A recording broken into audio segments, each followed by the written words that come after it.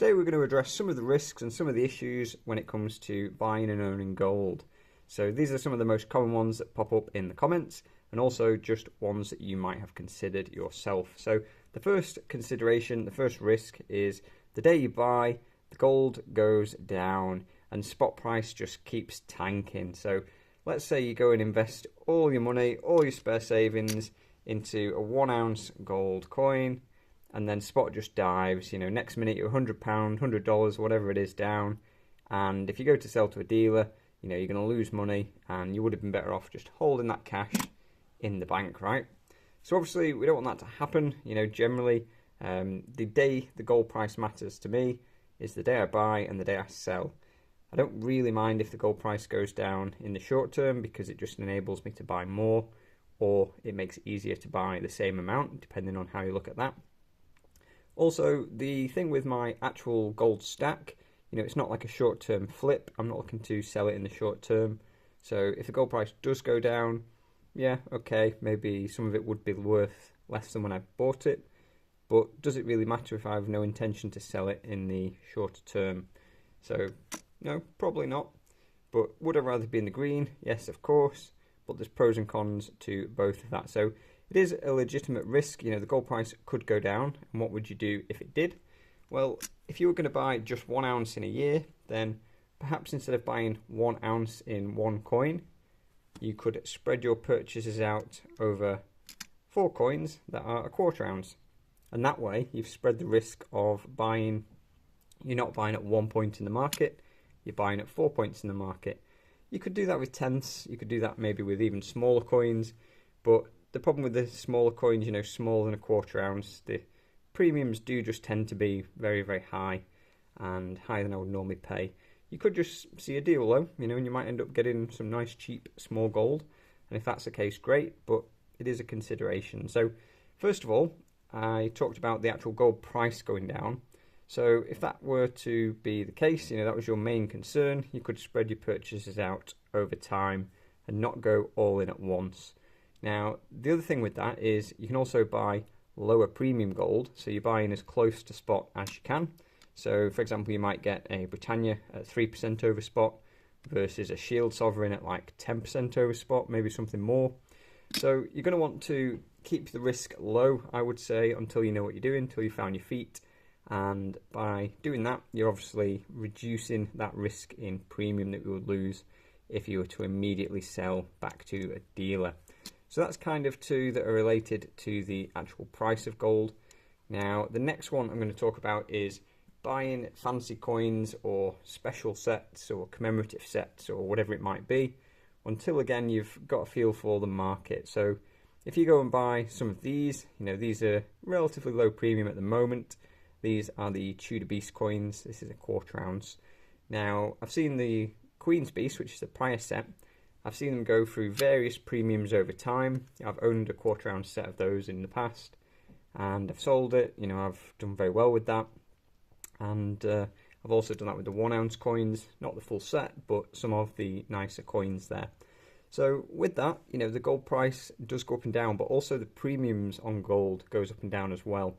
So if you've got some high premium fancy stuff, it might be harder to find a buyer. With something like a Shield Sov, there's enough of a following for those. The Tudor Beast, I suspect they will do okay.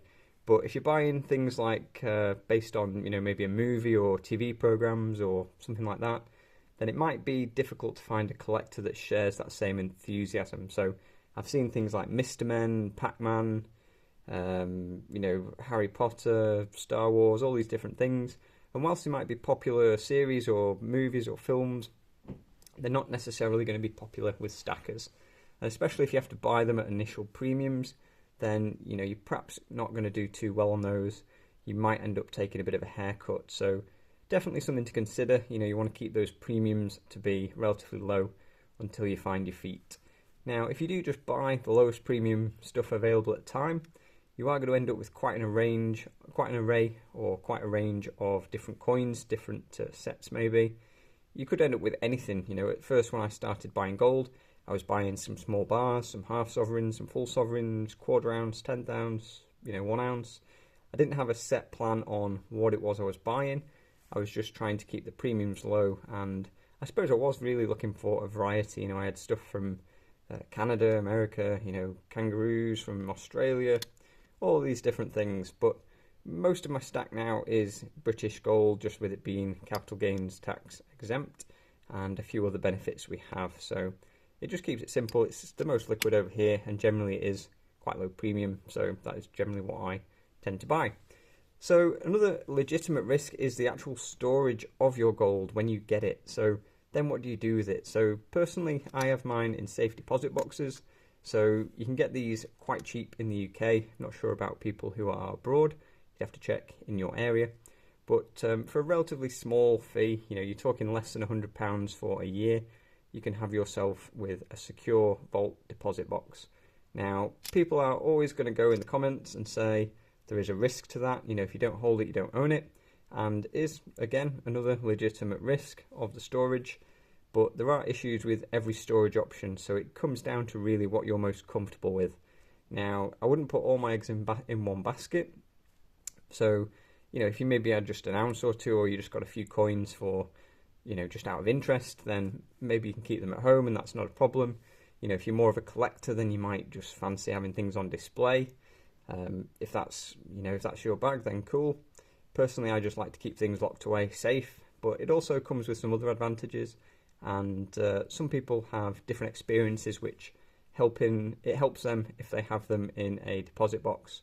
So for example, you've got somebody who perhaps likes to gamble or likes to spend money and just tries to hold on to money but doesn't really have such an easy time doing that. When it comes, it goes. And so if they're buying gold, it does put a step in between them, getting the physical money. You've got to sell the gold and then spend the money. So that could be like a bit of a delay tactic and could help. But if you have your gold in a deposit box, then you've not only got to go to the box, get the box, get your coins out of the box and then go and sell it. It just puts a huge step in there, and by that time, maybe the impulse you had to buy something is gone. So it is more than just one simple, straightforward answer to that. The other consideration is, like I say, you are trusting a third party with your gold. So you're not necessarily like giving it to them, but it is stored obviously on their facility. And personally, you've got the option of buying a home safe, which I did look at. But personally, I found that the idea of having a home safe, I'm going to spend like decades worth of storage fees on, putting a safe in and getting a good one. And then it still isn't, impenetrable. Nothing is. But it just, to me, it just helps me sleep at night to have it off site. And, when I'm away travelling, I don't have to worry that, what if someone just stumbles on a house and decides to break in and things like that. I just don't have to worry. It to me is safer off site. But I appreciate if you don't have that opinion, if you think that the banks are going to raid your safe deposit box or the government or something like that. It could happen. It has happened and it could happen. There's also been lots of home break-ins, in general. So, up to you. Maybe the best option is just keep it in your pocket in little tubes, walk around with it all day. But that's up to you to decide. So it is a consideration, and one that, you shouldn't take lightly, but ultimately do what you feel is right for you. Now, obviously, you can get insurance in various forms, but you might have to go for specialist insurance rather than just your average house insurance if you are going down the home storage option. But also there is insurance options for vaulted gold as well. Now, you could actually buy gold that isn't physically in your possession. Some dealers do offer that, where they will store your gold, and again, don't own it if you don't hold it. And I appreciate that some people don't want to do that. And for me, the sort of fun of having physical gold is that it is a physical thing. And whilst I don't have a vault below the house, like Scrooge McDuck, would be pretty cool. So if we lived in a safer world, maybe that would be the best option. Now, other than that, we have other risks like buying fakes, buying counterfeits, buying non-genuine coins. So to get around that, I would ideally buy from trusted, reputable dealers. And it is still possible in theory that one could slip through. So, you could learn about some basic testing equipment or basic tests that you can do with, relatively low equipment. So I like to have a precision scale. So mine goes to 3 decimal places. Obviously you can calibrate that and then use that to get a good test of the coin's weight.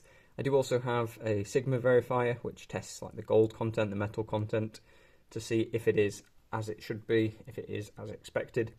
It's not totally foolproof, but by doing a few different tests, it's very difficult for anything to actually slip through all the tests undetected. And for coins I'm not sure about, I would take them to a local dealer or a jeweler or somewhere like that where it can be tested further. And like I say, that should rule out most of those issues. If you are buying on the second-hand market, then obviously there is more risks involved there. You could perhaps ask for provenance of where the gold came from in the first place, if they've got maybe a receipt. But again, it doesn't prove that that coin came from that dealer, because you could just get one legitimate receipt and have 10 fake coins, and you know how it goes. So those are some considerations. In terms of other risks, you've got things like taxes perhaps, or regulation, if they were implied or brought in to limit the sale of gold, then you might end up being in a world where perhaps there's only digital currencies available, been talked about a lot, so it could be a thing in the future.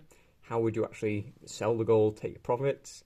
You could end up being in a position where everybody is selling because some regulations are coming in or something like that.